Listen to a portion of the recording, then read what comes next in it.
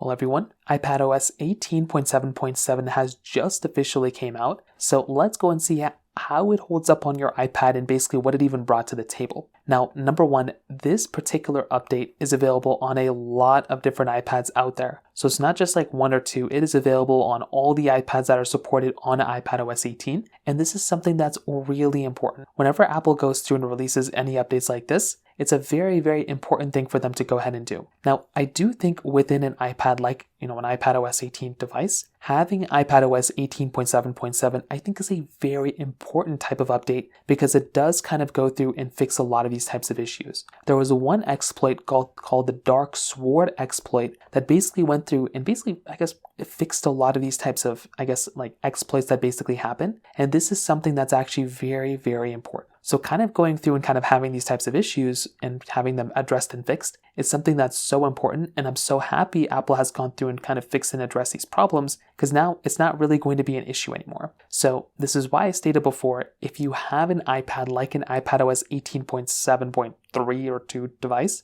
going up to iPadOS 18.7.7 would make a lot of sense, and it definitely makes a lot of sense to go through and install these updates for sure. So in terms of that basically covers it up there. If you have any other thoughts or questions, please let me know in the comment section below. Hit the like button, that will mean so much, but definitely hit that subscribe button. More importantly than everything else, I love every single one of you guys. Hopefully I'll catch you guys in the next video. Peace out till then.